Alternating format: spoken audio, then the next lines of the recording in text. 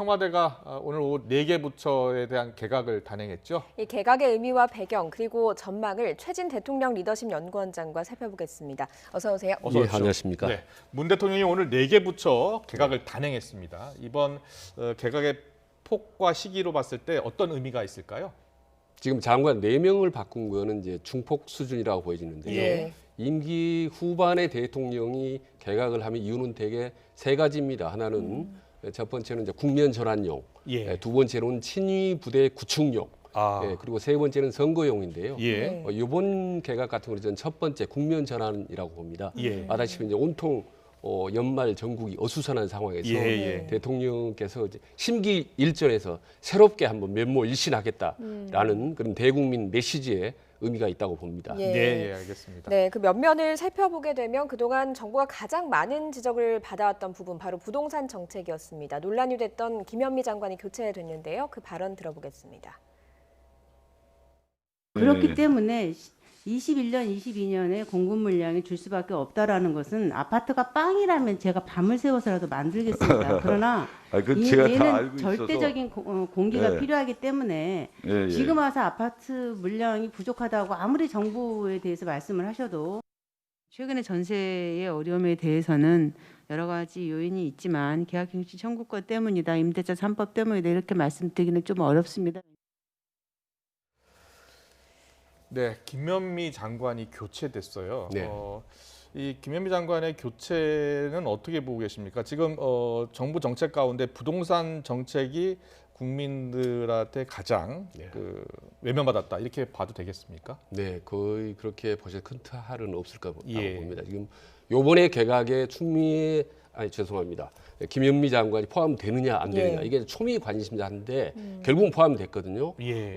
그래서 그동안에 문재인 대통령이 최근 들어 여론조사 지지율 계속 하락하는데 그 중요한 원인 중에 하나가 항상 부동산 정책에 문제가 있었다는 지적을 한 겁니다. 그래서 그 국민적 여론을 상당히 어떻게 보면 반영을 했다고 봅니다. 그리고 이제 야당 같은 경우도 심지어 이제 뭐 말이 빵투하네트라라는 그런 조롱 섞인 표현까지 써가면서 총력을 경주해서 이를테면 야당으로부터 그리고 비판적인 계층으로부터 완전히 교체 대상 1호로 지켰기 때문에 대통령으로서는 상당히 교체를 하지 않을 수 없는 그런 상황이라고 봅니다. 부동산 정책과 관련해서는 문재인 대통령 그리고 이낙연 민주당 대표가 한 발언들이 있습니다. 이 발언을 들어보고 이야기 좀 더 나눠보도록 하겠습니다. 급격한 가격 상승들은 원상 회복되어야 한다고 생각합니다. 그렇게 될 때까지 노력을 기울이겠습니다.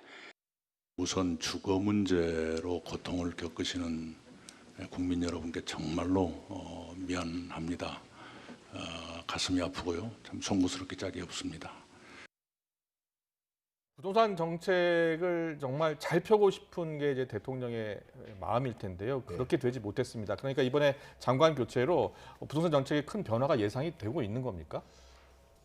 지금 문재인 정부의 어떤 대표 정책 부동산 정책이라고 다름없는데 결국 이제 추미애 장관 이제 죄송합니다. 김현미 장관 이제 사실상 경질 비슷하게 바꿨는데 제일 관심사는 과연 정책이 바뀔 거냐 하는 부분인데 저는 이제 큰 틀에서 바뀌지는 않을 거라고 봅니다. 왜냐하면 지금 현 정부 들어서서 김현미 장관이 지금 3년 반 가까이 최장수 장관 하면서 거의 일관된 정책을 펼쳐왔단 말입니다. 이 상태에서 바꾼다는 것은 지금까지 3년 반의 정권이 부동산 정책에 실패했다라는 걸 자인하는 거기 때문에 그건 바꾸기 힘들다고 봅니다. 그리고 후임 장관이 아시다시피 그 행정학자 출신이고 그다음에 현 정권에 지속적으로 자문을 해왔던 그런 이제 인사기 때문에 큰 틀에서는 변함 없이 이 기조가 유지될 거라고 저는 봅니다. 그런데 김현미 장관의 교체 이유를 설명을 하면서 뭐 크게 변화가 없을 거라고 방금 말씀을 해주셨지만 경질은 아니다라고 청와대가 못을 박았거든요. 어떻게 봐야 될까요? 그러니까 당연히 그렇게 얘기할 수밖에 없죠. 왜냐하면 경질이라고 인정을 하는 순간 지금까지 모든 정부의 부동산 정책의 실패를 자인하지 않습니까? 그리고 야당이 공격했던 뭐 23번의 부동산 정책이 실패다 하는 부분을 마치 인정하는 격이 돼버리기 때문에 그 부분은 경질이 절대 아니다라고 주장할 수밖에 없고요. 그리고 이제 그동안 경질설이 김현미 장관이 나왔을 때도 이후에 뭐 청와대 비서실장설까지 나오고 상당히 중용론이 되기 됐습니다. 그러니까 아마 김현미 장관 이후로도 상당히 중용이 될 가능성이 높기 때문에 지금 경질이 되면은 이후에 운신의 폭이 매우 좁죠. 그래서 김현미 장관에 대한 개인적인 배려, 그다음 부동산 정책에 대한 확고한 정부 차원의 신념, 이 두 가지를 강조하는 측면에서 경질은 아니다라고 정부에서는 말할 수밖에 없었다 이렇게 봅니다. 알겠습니다. 그리고 이번에 예상했던 교체였습니다. 이정욱 여성가족부 장관 교체됐어요. 논란이 됐던 발언 잠깐 들어보고 오겠습니다. 국가에 굉장히 큰 새로운 예산이 소요되는 사건을 통해서 국민 전체가 성인지성에 대한 집단 학습을 할 수 있는 기회가 역으로 된다고도 생각을 하고 있습니다. 권력형 성범죄 사건으로 치러지는 보궐선거가 국민들에게 긍정적이라며 호도한 것입니다. 성추행이 성교육을 학습할 기회라면 음주치사는 음주운전 방지를 학습할 기회입니까? 학습 교재냐라고 절규하고 있습니다.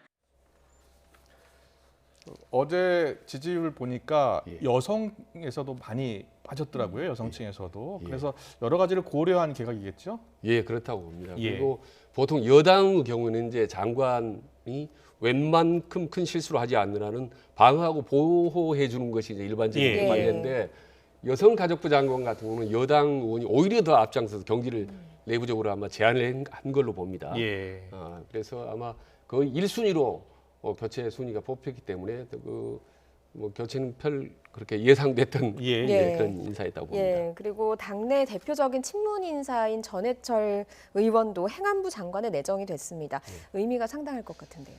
예, 꽤 의미가 있다고 봅니다. 아시다시피 이제 전해철 의원 같은 경우는 이른바 문재인 정권의 3대 측근, 삼철로 불리는 그 사람 중에 한 명 아니겠습니까? 양경철, 이호철, 그리고 이제 전해철 이렇게 꼽히는 아주 그 측근 중에 측근, 친문 중에 친문 인사라고 할 수 있는데 지금 행안부 장관을 맡았다는 말입니다. 행안부라는 게 아시다시피 제일 중요한 업무가 두 가지가 있는데요. 하나는 이제 경찰을 관할하는 업무인데 산하위원회 경찰이 곧바로 있죠. 검경 수사권 조정이 있었습니까? 그런 점에서 이제 경찰을 산하에서 중요한 역할을 할 부분이 있고 또 하나의 이제 행안부 중요한 역할이 선거 관리입니다.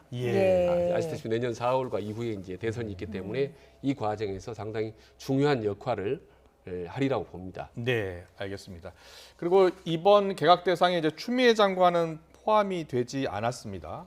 일단 검찰 개혁이 마무리될 때까지 계속 힘을 실어주겠다 이런 대통령의 의중이 반영됐다고 봐야 되겠습니까? 예, 물론 힘을 실어주는 것도 있지만 역으로 만약에 지금 이 시점에서 추미애 장관을 경질할 경우에는 너무 물러선다, 또 완패다라는 이미지를 줄 수 있기 때문에 지금 이 시점에서 추미애 장관을 단독으로 이렇게 교체할 수는 없었을 거라고 봅니다. 특히 이제 민주당 내부에서도 추미애에 대해서 방어하는, 그래서 옹호하는 그런 이제 여론이 많았기 때문에 지금 바꾸기는 어려웠을 거라고 봅니다. 그리고 또 서울시장 출마가 예상되고 있는 박영선 장관의 이름도 이번에는 거론되지 않았습니다. 정 총리가 앞서서 2차례 정도 개각이 있을 거다 이런 이야기를 했었는데 추미애 장관과 박영선 장관 모두 그때 포함이 되겠습니까? 좀 조심스러운 분석인데 요번에 이제 국면 전환용이라면 두 번째 이제 연초에 실시되는 여론은 아마 그 선거용일 가능성이 좀 높다고 봅니다. 선거 출마, 그러니까 내년 서울시장 선거라든지 혹은 이후 대선에 겨냥한 그런 이제 2차 개각이 이루어질 가능성이 높은데요.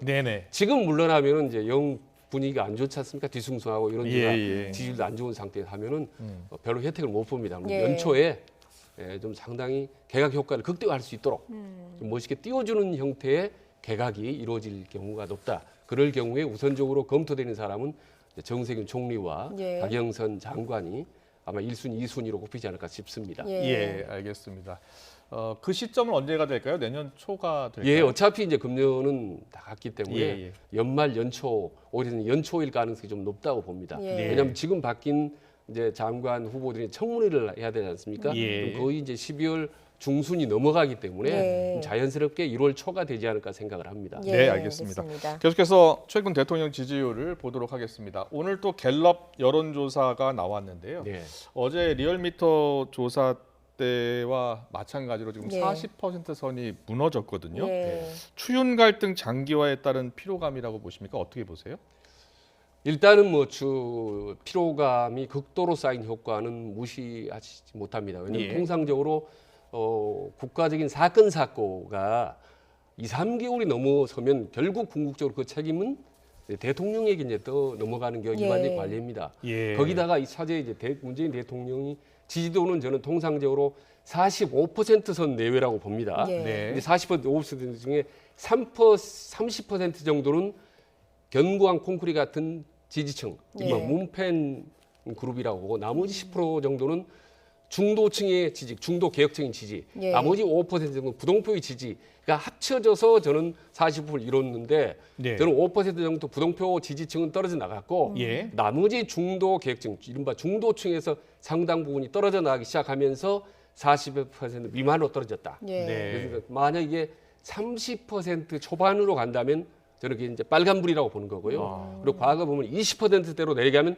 그건 레임덕이라고 이제 얘기할 수가 예. 있습니다. 예. 그러니까 상당히 노란불이 세게 반짝반짝하는 그래서 빨간불로 넘어가기 직전의 단계라고 저는 보고 있는 거죠. 지금 예. 전체적인 추세를 보면 좀 하락하고 있는 추세 아닙니까? 예, 그렇습니다. 예. 오르락내리락 했지만 전반적으로 꾸준히 지금 내려가는 하락세인데다가 40%가 이제 무너졌기 때문에 예. 한 번 그 선 무너지기 시작하면 계속 무너질 가능성이 높거든요. 그리고 이후에 다시 회복될 수 있는 요소보다는 예. 하락될 수 있는 요소들이 좀 많이 있기 때문에 예. 정부 여당 청와대로서는 상당히 좀 긴장을 해야 될 저는 상황이라고 봅니다. 예. 회복할 수 있는 요소, 하락할 수 있는 요소, 자 어떤 게 있겠습니까? 지금 회복할 수 있는 건 물론 추미애, 윤석열 이 사태를 어떻게 해결하느냐가 가장 중요한 예. 관건이라고 봅니다. 예. 저는 선택지는 4개입니다. 아시다시피 추윤의 동반 사퇴론이 있고 예. 아니면 추윤의 동반 유지론 그대로 들어온 거 있고 또 하나는 예. 추미애 사퇴론 그다음에 또 하나는 윤석열 사퇴론 예. 4가지가 있지 않습니까? 예. 경리수인데 저는 이제 누구도 생각하지 못한 파격적인 방법을 저는 이 부분에 대해서 4가지 중에 말씀 안 드리겠습니다만은 상당히 파격적인 예컨대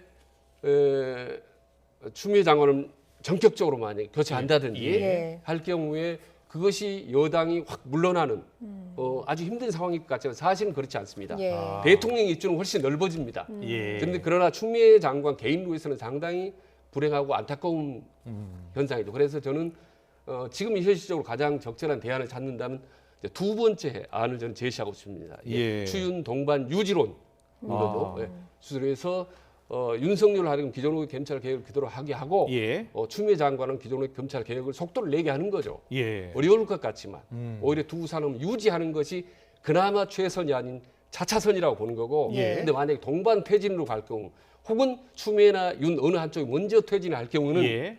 너무나 대통령에게 부담이 크다고 그렇군요. 예. 동반 퇴진론이 지난주까지만 예. 하더라도 좀 우세했거든요. 예. 그 다음에 일단 지금 뭐 유보 상태인데 예. 우리 최진 원장님께서는 유지하는 것도 방법일 수 있다라고 예, 이렇게 그렇습니다. 지금 언급을 해주셨고요. 예. 그리고 예. 근데 추미애 장관의 어떠한 그 언행과 관련해서요. 네. 언행과 관련해서 오늘 민주당 우상호 의원이 좀 발언을 좀 자제해야 되는 것 아니냐 이런 언급을 해서 잠깐 예. 듣고 이야기 나누겠습니다. 네, 네. 예. 어쨌든 대통령께서 절차적 공정성과 정당성 확보하고 그냥 뚜벅뚜벅 가라고 하셨으면 이제 개인적인 의사 표현을 조금 자제하실 필요가 있다고 봐요. 그래서 이제 무슨 개인의 감정이나 뭐 어떤 그런 어떤 목적 의식 때문이 아니라 네.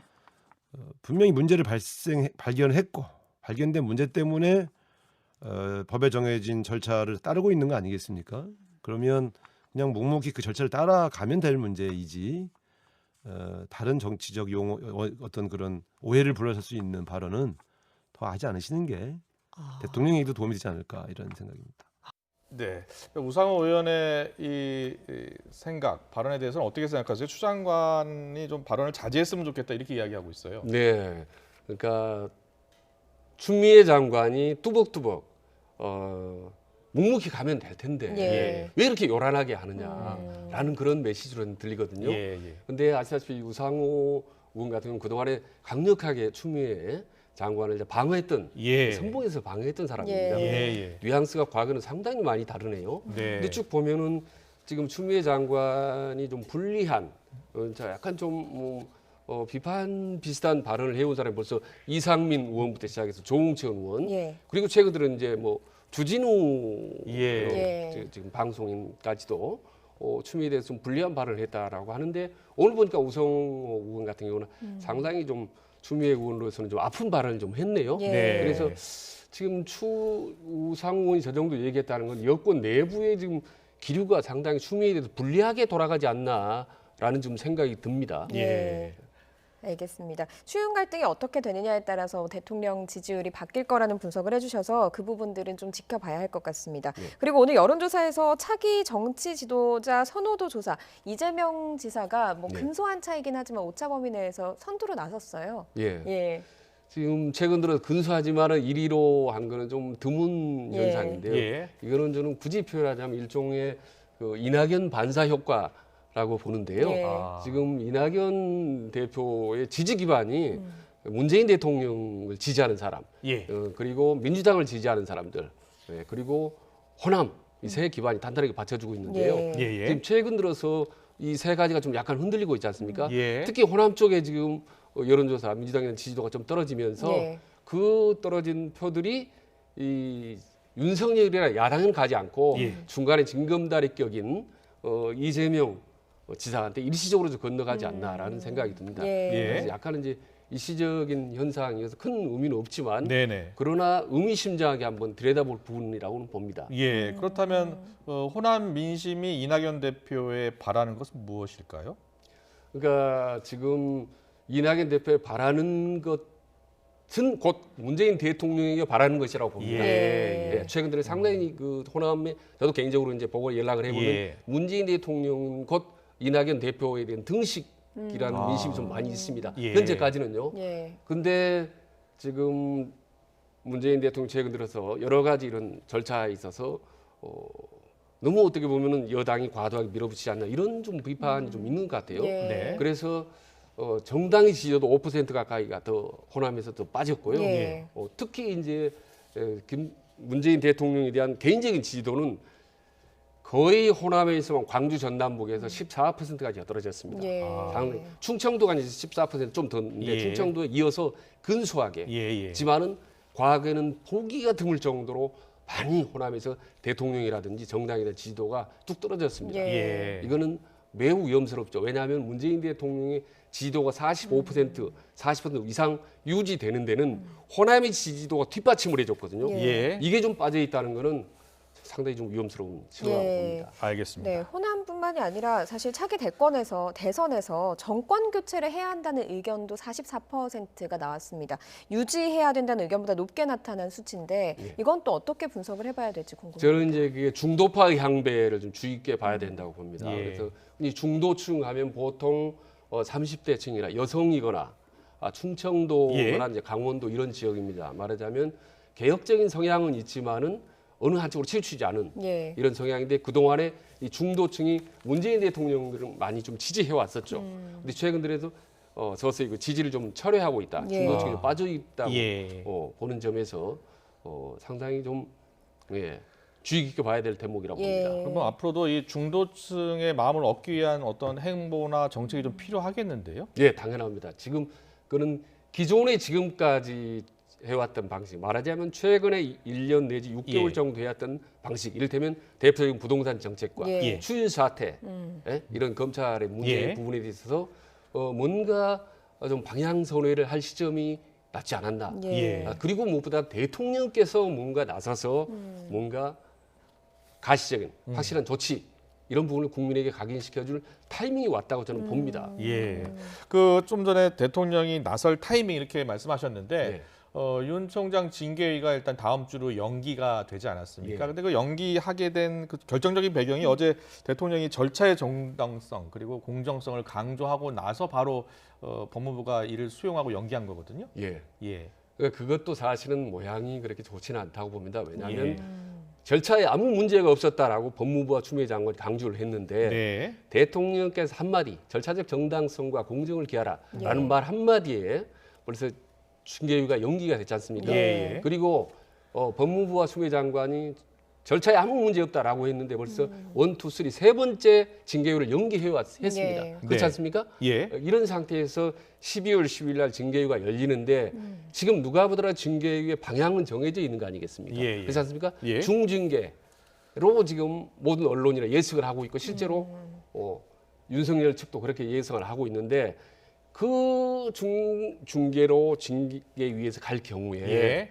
저는 그 모든 부담은 결국은 대통령에게 짊어질 수밖에 없다. 예. 네. 그렇다면 역으로 대통령께서 뭔가 지금은 결단을 내릴 시점이 왔다고 보는 거죠. 예. 그 결단을 어떻게 두 가지 방법이죠. 계속 밀어붙이느냐 아니면 예. 이 시점에서 스톱하고 뭔가 방향설이 하느냐. 예. 그래서 아까 말씀드린 대로 추윤 동시 유지론을 예. 한번 심각하게 검토해볼 필요가 있다고 저는 보는 예, 거죠. 뭐 징계위와 관련해서는 청와대에서도 결론을 예단하지 말라라고 어제 누누이 강조를 했기 때문에요. 좀 네. 지켜봐야 할 것 같고 또 궁금한 점은 징계위 연기로 인해서 누가 시간을 번 건가 하는 점이거든요. 어떻게 분석을 하고 계십니까? 다시 한번 말씀. 징계위가 연기되면서 누가 시간을 벌었을까? 그거는 예. 뭐 저는 두말할 것도 없이 추미애의 시간이라고 봅니다. 예. 예, 윤석열의 시간은 전혀 아닙니다. 네. 왜냐하면 윤석열 검찰총장이 시간이 벌었다고 해서 충분히 뭐 검토를 하고 징계 사유를 검토를 하고 방어권이 보장이 된다고 하지만 한계가 있습니다. 할 수 있는. 예. 예, 그러나 추미애 장관은 그동안 부족한 절차라든지 이런 부분에 대해서 충분히 보완할 수 있고 여러 가지 더 확실하게 징계를 할 수 있는 시간적인 여유를 갖게 된 거죠. 예. 다만 여기서 추미애 장관에게 제가 개인적으로 이제 말씀드리고 싶은 거는 그게 중징계를 하기 위한 준비의 보충이 아니라 예. 어떤 정치적 합의점, 타협점, 돌파구, 합리적인 정치적 돌파구를 찾기 위한 준비 기간이 됐으면 좋겠다. 예. 이 사이에 예. 지금 10일 전에 충분히 물밑으로 얼마든지 서로 협의를 하면은 예. 윈윈을 할 수 있는 그런 방법을 찾을 수 있다고 봅니다. 예. 감정만 가라앉히고 차분한 이성적으로 냉청하려 한다면 예. 검찰 개혁 계획대로 하고 그다음에 윤석열 검찰에서 부족한 수사는 수사대로 할 수 있는 예. 예. 부족하지만 불만족스럽지만 함께 할 수 있는 그런 방법은 분명히 찾을 수 있다고 봅니다. 그러나 중징계로 12월 10일 날 가버리면 너무나 많은